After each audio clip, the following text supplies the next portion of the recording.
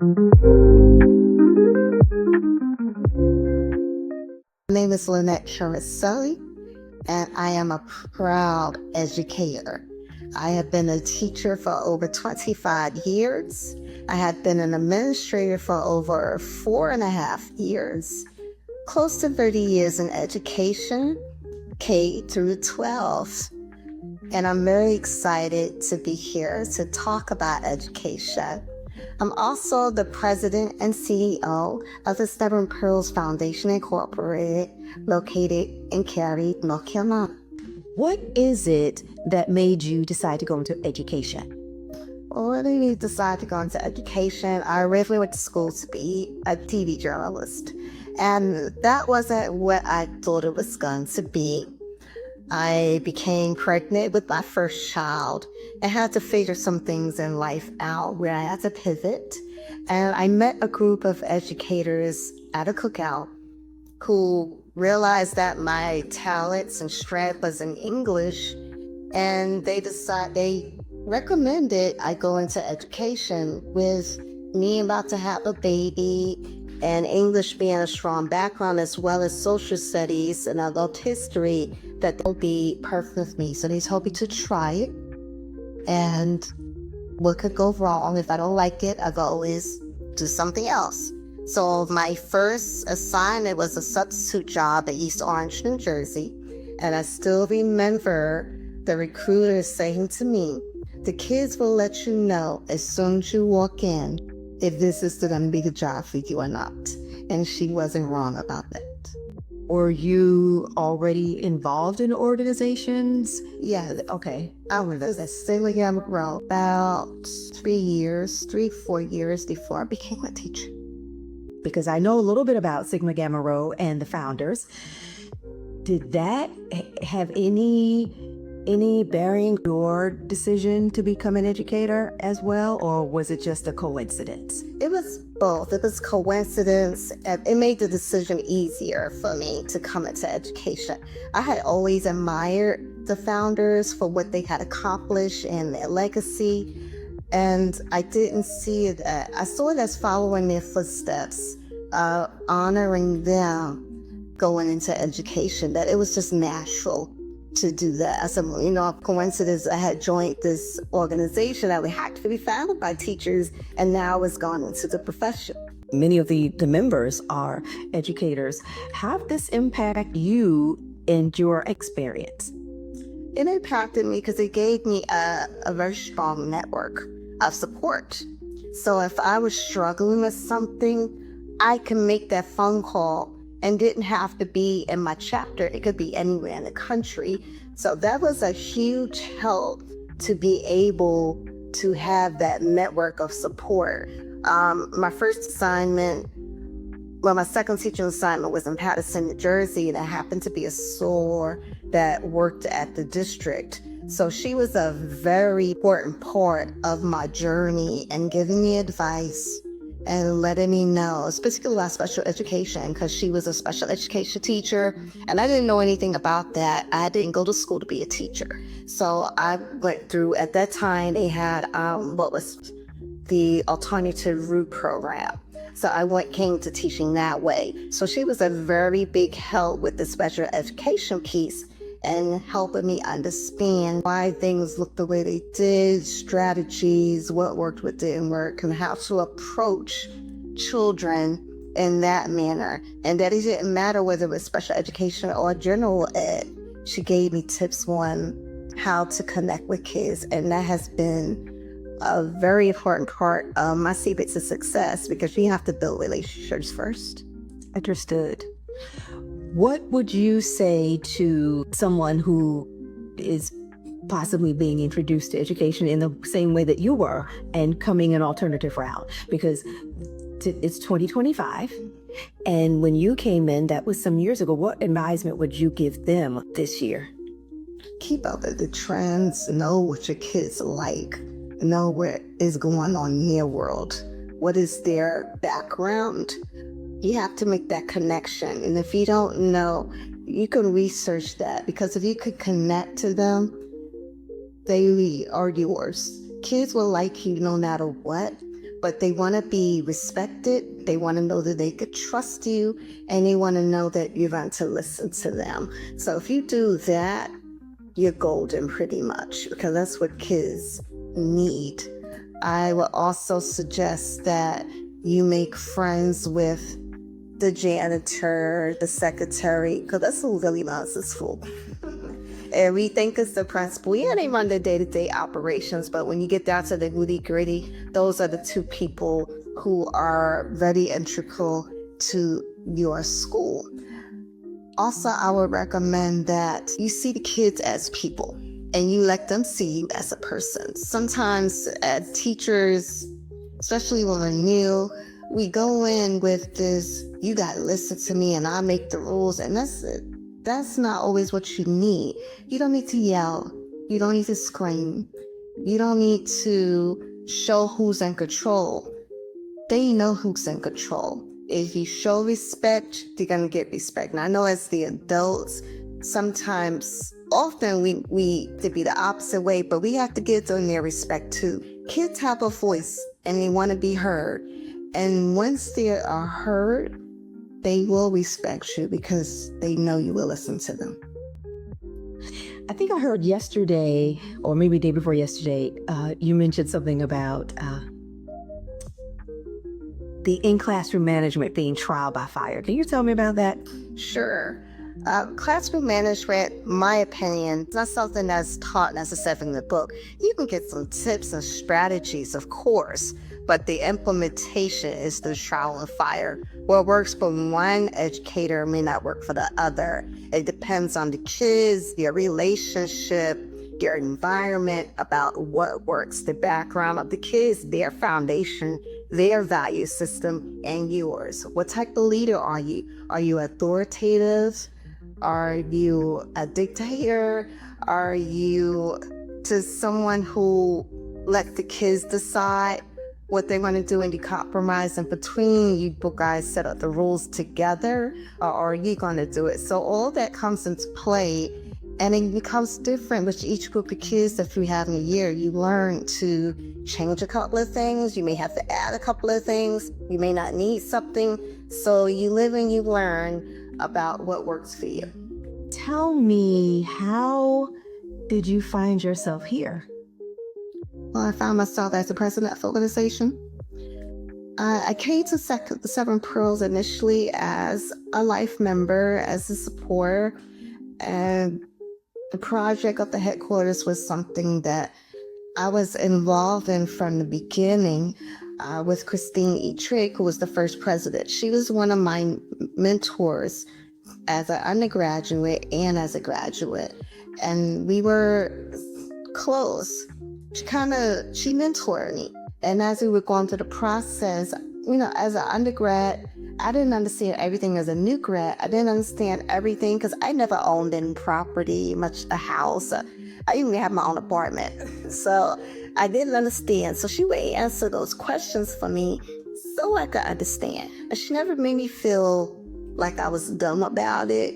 It was the way she explained it that was so simplified that I got it. So we would have those conversations so I could understand what was going on. Once she passed, I felt like it was my duty to carry on because that's what she would have wanted me to do as her mentee. So I stuck with it. I became secretary of the organization, and then I became president. Interesting. I like that. So you have a deep commitment to keeping promises and being involved in philanthropic work and being committed to the school and being committed to students. How has your time here at Seven Pearls been able to tie all of that together for you? It's very important to keep a balance in whatever you're doing, work, family, yourself, keeping that time for you, making sure your mental health is good, making sure your health is good. So that's a lesson that I learned very recently. You have to learn how to say no, and you just keep things in balance. You have to know when you got time for something and when you don't have time for something. So that's very important. So I just have a balance with everything that's going on in my life. The foundation is important to me, but it has its time and its place. Yeah, balance is a big deal.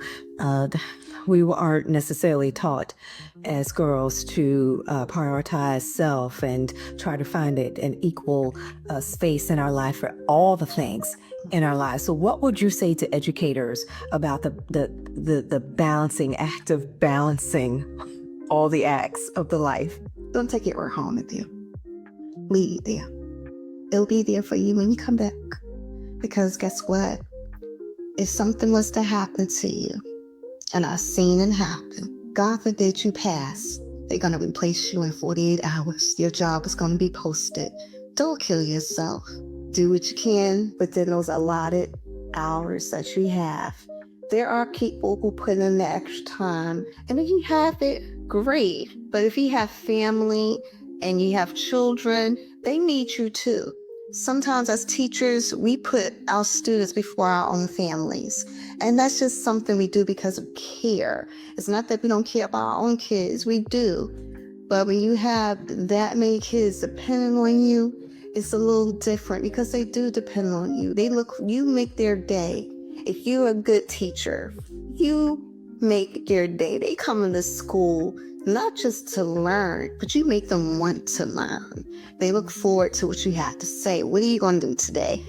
I dress up for my kids. I'm known, I'll put different wigs on for my characters. I change my clothes, and we do Treasure Island. I've been known to put a pirate hat on with my sword and my eye patch, and I give them their little pirate hats and their little treasure box for their jewels. They look forward to things like that. And I taught 8th grade. They love stuff like that. So they look forward to coming to school. So we're there for that. And just understanding what your role is. You are a jack of all trades. You wear every hat. You are not just a teacher, you are their mentor. You might be their mama, you might be their daddy, your auntie, your grandma. I'm at that stage of life. They look up to you, and every little thing you do, they're watching.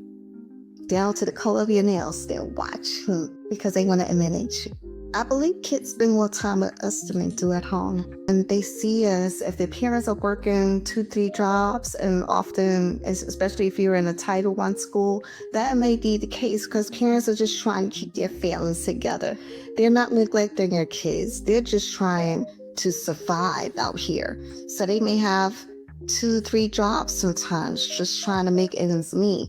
And if that's the case, the children are in essence not alone. It's not that they don't have parents, but they may sometimes feel like they're alone, or mommy doesn't have time for me, daddy doesn't have time for me. So that's where we step in and we fill that void for them.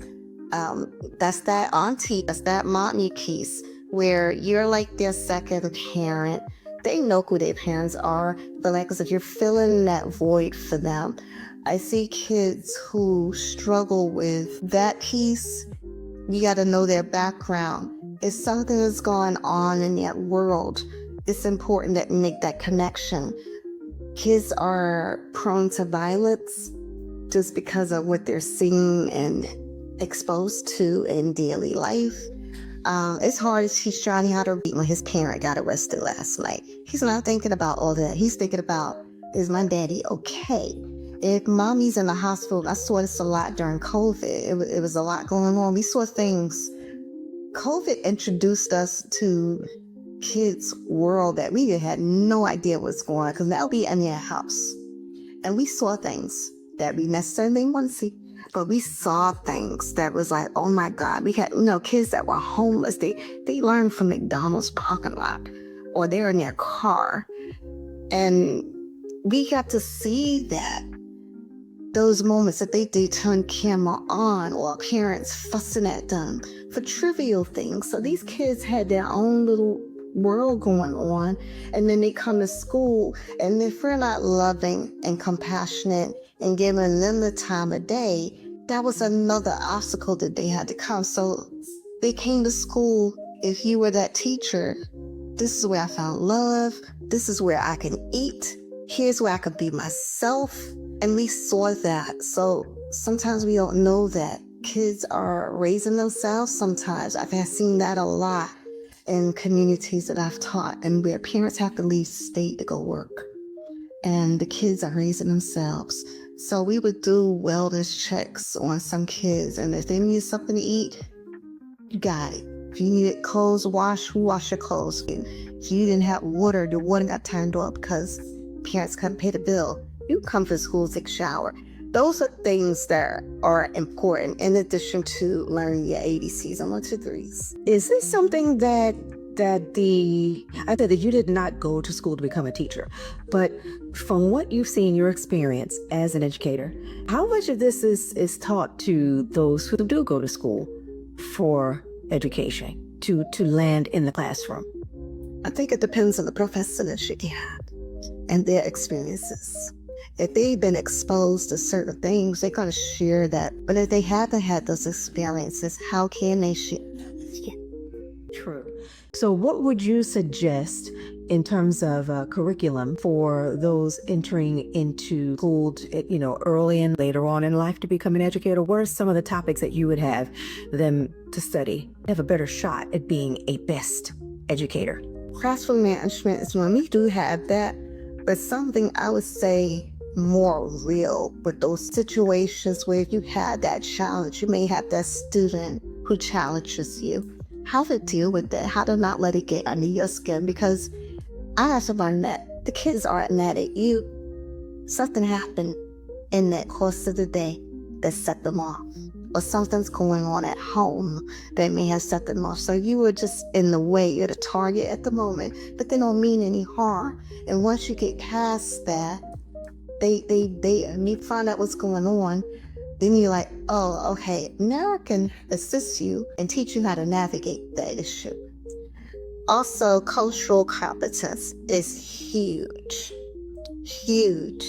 As an administrator, seeing teachers who didn't always understand the children that were in their charge because they didn't have those experiences. So when children did certain behaviors or said certain things, they took it a certain way. And I'm like, no, that's not what they meant. No, that's not what it is. This is what it is. And having them understand how to connect with these children. I read when I was going to my alternate program, there was a book called Other People's Children.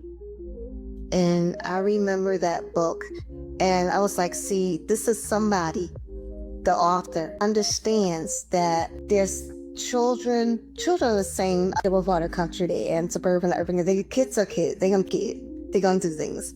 But it's our culture that makes us different and sets us apart. And we have to understand those cultures, from our Vietnamese kids that are coming in as immigrants to our Mexican American kids, just even regionally from the East Coast now living in the West Coast. I had to adapt and learn how to deal with my kids in Arizona. There was things that I would say that they didn't understand and took literally. So I had to learn that, like, no, honey, let me help you. And things that they would say, I'm like, what? Wait a minute. So I had to learn those things. So I would like to see a real classroom management class with different scenarios that we as teachers face on a daily basis, and cultural competency being taught. Now, I was going to ask you about the shift from Northeast to where you are now in Arizona. And so now you've touched on that. So that gives me permission to go ahead and dig a little deeper into that, because I know you from the Northeastern region, right? And New York, New Jersey has a certain kind of vibe, certain kind of flavor. So now you go from the Northeast region over across the way to where are you in Arizona? I'm in the Phoenix area. Okay, so you're in Phoenix. So switch from New York, New Jersey to Phoenix. Just how drastic was that for you? It was a big one. Arizona is more laid back, where the East Coast, we're very color prim, proper. The culture is completely different. It's fast-paced. Where I am now, they take their time with everything. And I had to get used to that. Just the way they dressed, from the kids to the teachers, I had to get used to it. I stand out when I go to work because I look just like them. And that's just something that's embedded in me. When I first started teaching, we had to wear business attire because we always told to give the kids our best. Where I am now, it's a little bit more laid back. Jeans, we couldn't wear jeans unless it was a field trip, and that wasn't until the end of the year. Now they wear jeans every day. Sandals, we couldn't even do that. So it was strange to me at first, but I've gotten a little used to it, but it still boggles the mind sometimes. And then how laid back the kids are, shorts, and they just very laid back about their whole attitude towards life. And sometimes I have a time with remember where I am, so I can't get on the hicks about it because that's their culture. I have mine and they have theirs, so I gotta respect it. And sometimes we just talk, we have conversation about what's going on. I live in Maricopa, Arizona. It's a growing city. Everything in that town, nothing's more than, let's say, 50 years old. And even though it's been here for a while, it's just growing. So we're moving in from various parts of the country that are coming in and looking for that familiarity of someone that gets them, that understands them. So if you're from a small city or small town, someone from New York or Chicago or Wisconsin, that's foreign to you. And these kids, they come with their stuff. And first of all, they come in new schools, they got to be being dead. No, just be some. And I told them that just be yourself. You don't have to put on any airs. You don't have to prove anything to anybody. Everybody's going to like people anyway. Just be you. That's it. So that was an adaptation for me. I hear your New York, New Jersey accent. Here you are talking about Phoenix, Arizona. So, I was just wondering how was that for you? Tell me, as president of Seven Pearls Foundation, you're managing the foundation. You are working as an administrator in Phoenix, Arizona, and that's two organizations there, right? Fitly joined, right? To saying One Sigma. Right. How in the world, now I know that you mentioned about the time and the balancing, but I just need to get better clarity. How do you navigate, because that's a lot, being a part of two organizations, which is really, basically the One Sigma, and all your students, adopted sons and daughters at the school. What is your day-to-day like in managing all of that, being in Sigma Gamma Rho and being president of Seven Pearls and being an administrator at your school in Phoenix while being the daytime mom to all these children? What is that like for you? I'm also the bachelor's of my chapter, so it can get a little bit much at times. That's when I got to put the brakes on and go, no, I can't do that right now. And I just had the honest conversation with myself, like, I don't mean any harm, but I can't do that. I have to say that to them now. So my job is my job because that's what pays me. That's my livelihood. So I give my time to that, but it has this time as well. My contracted time, you got to turn it off at some time. There are days where education is one of those jobs that, it is 24 hours because your brain is constantly going about, okay, I got to do this, and Johnny needs this, and Linda, she had this issue, and I got to help her with that, and this teacher, she's struggling with this part, and I'm going to help her do this lesson today. So those things are going on. So it's not 100% turn off, but you got to turn it off at least 50%, because now once I get home, my thing is I pull into that garage. That's my family's time. That's my son. That's my daughter. I got to focus on what they have going on. Make sure they're straight. If they need me, because as I mentioned before, sometimes they put other people's kids in front of ours. It's not a bad thing all the time, but sometimes your kids might feel a certain way about that. So you just have to have that balance. So I make sure my family time is family time. Then there's my chapter time, and then foundation time. Then there's Sigma time. So everything has to have its day, and I literally have to do that And I put everything in my phone because if I don't, it doesn't exist. So I have my days where I'm like, okay, this is chapter meeting time. I know what my duties are for this and what's the expectation of what we need for this chapter meeting. So I'll get that prepared. That takes that time. Okay, now I gotta move on to the next thing. Oh, I need a break. I gotta go take a nap. I wanna watch TV. So you gotta make the little things like that. I gotta eat. Sometimes as an administrator, you'll forget to eat. And you don't realize I'm like, I didn't eat today. And it happens to drink some water. That, like, I had to start carrying the little water jug around because it's not worth forgetting to drink water. You'll have your coffee in the afternoon, and it will take me all day to drink 1 cup of coffee, depending on what kind of day you're having. So you have to schedule. Well, there's no schedule. There's no such thing as schedule when you're in this position. It doesn't exist. You do what you can with what you have when you can, but you got to turn it off at least 50% so that you can concentrate and focus on your family and your own quality time. You have to do that to survive. The way you burn yourself out and you're no good to anybody like that, and you start snapping at the kids for little stuff that shouldn't be bothering you. That's because you didn't take time to rest and have that balance. So that's how I know when people are stressed out. Yeah, you need a break. So I will come in and relieve teachers. Go take a break. I'm gonna teach your class. And they go, what? Go take a break. Go to the break room. I got it. Giving them something like that. Something as simple as go to the bathroom. That's easy. Sometimes we don't get to go to the bathroom because everyone's busy. And they call and somebody might not show up for an hour. Teachers, we got some kidneys on us. So it's those little things that make a difference when you're an administrator, that you give the teachers that they appreciate. And the kids do too, because they can see the other face.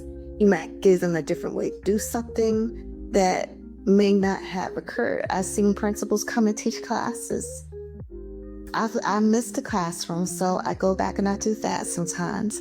And it's a little weird, but you gotta keep the juices going. You can't get rusty. Because you can't administer like that. You gotta understand what your teachers are going through because they're in the trenches. If there was one request that you could make, if you just had the one opportunity to make one request to the powers that be in the local school board anywhere here in America, on behalf of the classroom teacher, what would that be? Give teachers their planning time. Everything doesn't have to be a meeting. Some things can be said in the email. They don't need to be sitting up in these meetings all day. Sometimes they just want to be in the classroom doing their thing because they do the grading and the planning. That's a lot of work. It's not 1, 2, 3 and done. It takes thought because it's not cookie cutter. You gotta, teachers, and sometimes if you're not in a profession, you don't realize it. But we have 30 kids in our class, and each of those kids learn differently. So I got them, when I do my teaching and my lesson, I had to think about all 30 of those kids and how to learn, because my job is to get across to all of them. I'm not supposed to leave anybody behind.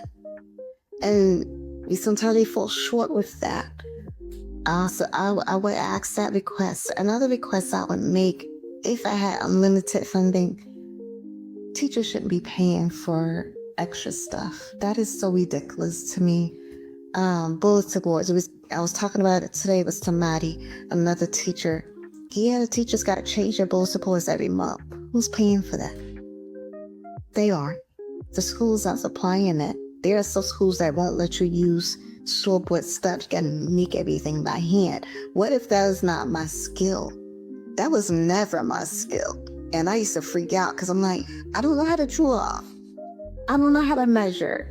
I could cut something, yeah. I could print something, yeah. I could sit in front of the computer and design something and put it together, but that's not my thing. So to make those crazy requests of our teachers, they shouldn't be buying pencils for their class. Who's paying for that? They are.